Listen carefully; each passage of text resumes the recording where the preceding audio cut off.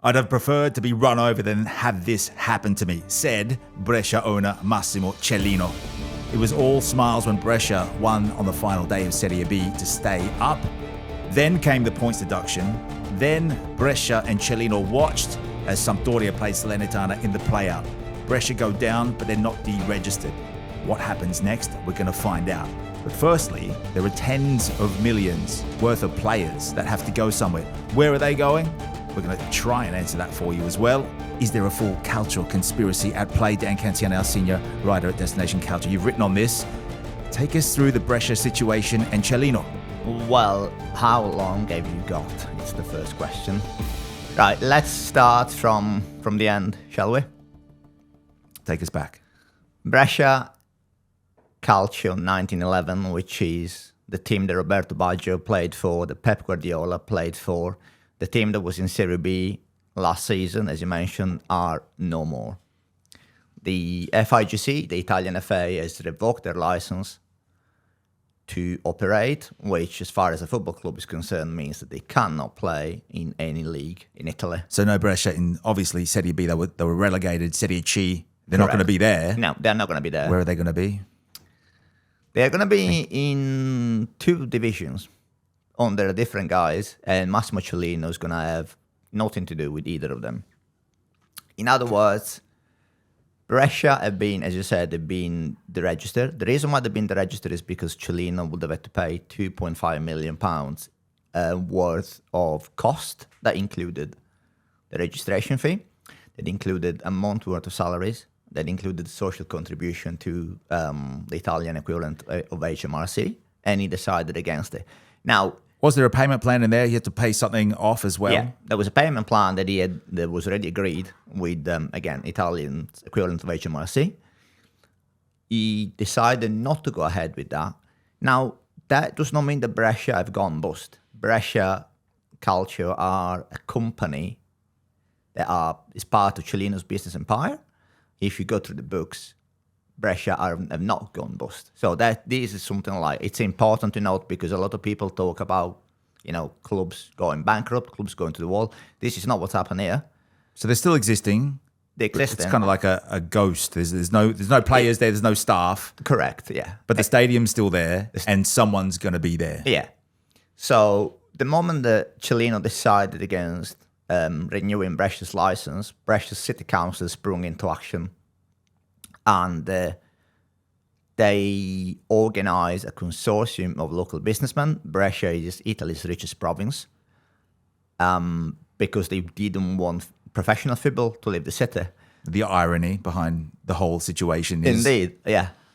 Luckily for them, FeralpiSalò, which are owned by Giovanni Pasini, the president of the Lombardy's branch of Confindustria, which is the Italian Chamber of Commerce, and who also happens to be on the board of Feralpi, a steel conglomerate, one of the biggest in Italy. He owned a club called FeralpiSalò in the town of Salo, which is about 20 miles away from Brescia. As official broadcasters of Serie B, they were in Serie B a couple of years ago. They were, a town famous, obviously, for its involvement in World War II when Benito Mussolini formed the Republic of Salo, which didn't last very long. History here on DC with Dan. Well. And so, going back to Brescia, Pasini said, we are the closest club to Brescia in terms of geography. Yeah. We'll step in. So he effectively moved FeralpiSalò to Brescia to ensure there be professional football of some kind. Is it a matter of being an opportunist here, or is he doing it for the community? Well, I suppose, as ever with this, it depends. It depends on your point of view. He's probably doing it he's saying that he's doing it for the community because, Brescia is such a rich footballing tradition and... could be a friends with benefits situation. We'll fill this void. Well, put it this way. He's rescued the club, but at the same time, he's sent another club. If not to the wall, there's not going to be a club playing in Salo anymore. And they're sort of been by the by in all this conversation, because the focus has obviously been on Brescia. But the key thing with Pizzini moving the club to Brescia is that, yes, is ensured professional football will be played in Brescia next season. FeralpiSalò will have been in Serie C. They've changed their name to Union Brescia. They have a lion on their badge, which was, it's very reminiscent of the one that Brescia had on their badge. But they are not Brescia. That is to say that if you were, let's say, if you're in a supermarket, now I don't advocate doing this, I'll never do it myself. You want to buy a jumper. Say, if you're in a shop, you want to buy... Department store we'll go with, Yeah, unless it's M&S. An M&S, yeah. You want to buy a jumper, and you were to sort of detach the barcode from a book and put it on a jumper, you would be holding a jumper in your hands, but when the barcode is scanned, it will still be scanned as a book. True. Okay, two different products, totally. Correct. Okay. What is happening here is that FeralpiSalò are going to compete on the Union Brescia at the Mario Rigamonti Stadium, which was where Brescia played their home games. They're going to be playing in white and blue. They have been backed by Brescia fans. This is effectively their Phoenix club, except that the barcode is still FeralpiSalò's barcode. So hang on, Brescia supporters, the most loyal ones you were saying, Yeah. who probably have some beef in the past with FeralpiSalò, are keen to go over there. It feels like, people are jumping ship here. From a fan point of view, Insofar, but the only thing jumping ship here are not the fans, it's the club. So the club is jumping ship to become a different club, purely so the football can continue in Brescia. Would these be the same fans that perhaps rebelled against Cellino earlier in the 2024-25 season? I would imagine so, undoubtedly so. And we've got that piece up there by Calcio England on the now, website, if you want to read about that. There are different strands to this story, obviously. And the other strand of this is the FIGC rules stipulate that you can't just move clubs from, A to B. This is not the NFL, it's not the NBA. You can't move a franchise from one city to another and just carry on as if nothing happened. If a club goes bust, and again, we should stress the Brescia haven't gone bust. If a club goes... They have not gone bust yet, yeah. If a club goes bust, the city council, local businessmen can get together and form a Phoenix club, which is normally allowed to start from the Eccellenza, which is the 5th year of Italian football. To do that, they need to submit a request, which is normally approved by the FIGC and by the LND, which is the body that oversees non-professional football in Italy. Because obviously, non-professional football in Italy is organized by regions, and each division has a certain number of teams.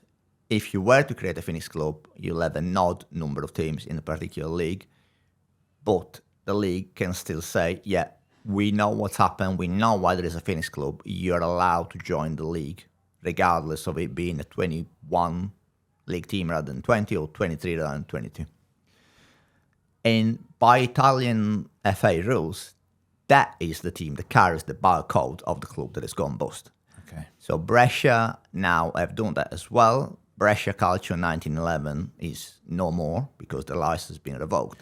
So they're not being recognised by the footballing bodies? They are not being recognised by the footballing body. Union Brescia are, and the Union Brescia were FeralpiSalò until 2 months ago.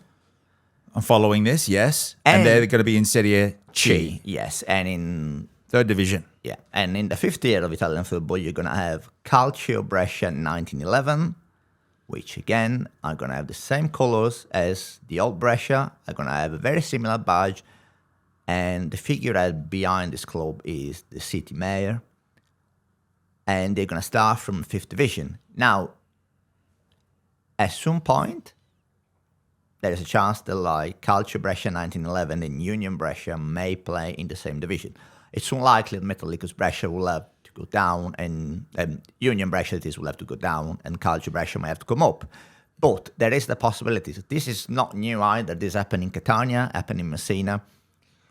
Is there enough room in Brescia for 2 professional teams? There isn't, I would imagine. And what is going to happen here is a classic case of Italian fudge, which means you're going to have the 2 clubs meeting each other halfway, business interest, political interest, community interest, will all come together. And this is purely speculation. I would imagine that the name will become Calcio Brescia 1911, which sounds a lot closer to Brescia Calcio 1911 and sounds a lot better than Union Brescia. It does take a while. Traditionally in history, we've seen other clubs, Napoli, Parma. The bottom line here is they eventually reclaim their previous history of the previous successful club. That is the key point. So the team in 5th division, Calcio Brescia 1911, are the rightful successor to Brescia's history, according to the FIGC rules. However, given what Pazzini the lens is going to effectively bring a club to Brescia purely to ensure the professional football continues in the city, my guess is that you will eventually be able to reclaim the club's history, the club's badge. They cannot reclaim the club's name. There has to be a slight difference, which is why... remix. Yeah, which is why, going back to what I just said earlier, they're probably going to take on the name Calcio Brescia 1911 themselves. And they'd have to be the favourites for this because obviously people love a winner or the most successful option. And there seems to be a little bit of money behind Pazzini, considering that they're a multinational steel company.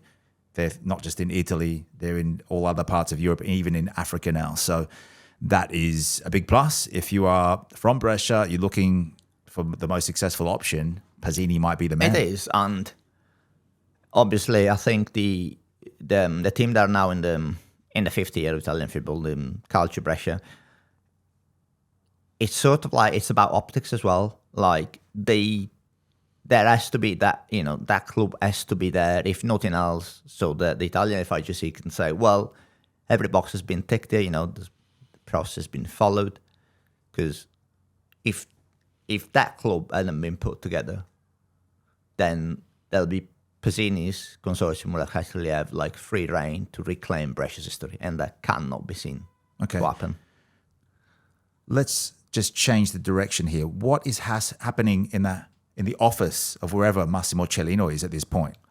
What's his next move? His next move, presumably, is the first thing will be toss away the set of keys to the Estuary Rigamonti, which he did not return, and the city council had to effectively get a locksmith to force the gates open. His next move is, Cellino is notoriously unpredictable. We've seen him at Cagliari, we've seen him at Leeds. As you mentioned at the top of the show, David, he has convinced himself that there is a conspiracy to get him down of some kind. Now, we should say that Cellino, it's sort of like, he has mentioned that there is a conspiracy to get him down, but he has never actually indicated who may be behind this conspiracy. Well, he said this, and it's in your piece. I was defrauded. They defrauded me and the tax authorities. They defrauded everyone. We are all victims, and I'm devastatingly sorry. Yeah. He never quite points out who they may be. But yeah, it's... Is he alluding to a conspiracy between footballing bodies and maybe perhaps people like Pazzini or other people that may have been interested in because if you start to see the chaos that was ensuing during the season, fans protesting back in November, it all started to fall apart. They were in the relegation zone for a while. They eventually saved themselves in the last season. You'd be thinking happy days. He was trying to sell the club. Let's not forget that. Cellino was trying to sell Brescia, and he was asking for 25 million euros at the time, more than enough to pay off some of the debts, pay the bills. Nothing was coming through. Perhaps he was looking for a foreign investor. We've seen Monza now sold. There's lots of potential for clubs from Lombardy as well. Yeah. Monza now being taken off the Berlusconis. If you haven't seen that, go and watch that episode. And so what could have happened if he sold that club during the season? Can you even sell during the season for, realistically, if you're a Serie B club? I think there are two slight different strands to the story that came together at the right time.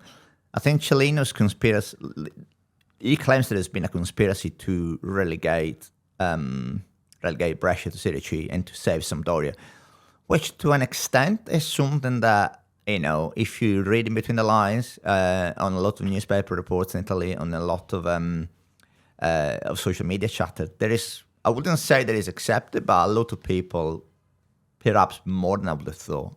They thought that Samp was up to something. Yeah. And this is a Genoa shirt, by the way. This is the tribute to Boca Juniors. They kind of thought, hang on. Genoa supporters were saying that Samp were up to no good. Yeah, there's something odd about, Sampdoria, such a massive club going down to Serie C and then Brescia get investigated, like the timings are really convenient for this.